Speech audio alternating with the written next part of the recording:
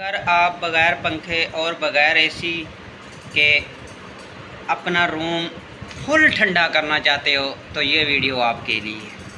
الرحمن الرحیم، السلام علیکم، کیا حال ہے دوستو؟ ٹھیک ہو؟ امید ہے کہ آپ خیرات و عافیت سے ہوں گے۔ میں ہوں افتخار اور آپ دیکھ رہے ہو میرا یوٹیوب چینل جام افتخار۔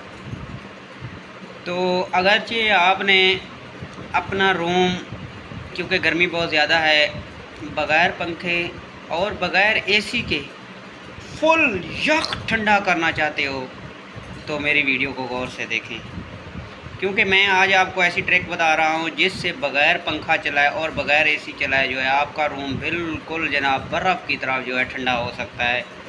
تو وہ ٹرک یہ ہے کہ ٹرک بتانے سے پہلے تمام دوستوں سے یہی گزارش ہے کہ میرے چینل کو سبسکرائب کر دیں، بیل آئیکن کو پریس کر دیں، ویڈیو کو لائک اور شیئر کر دیں۔ تو چلتے ہیں جناب ٹرک کی طرف۔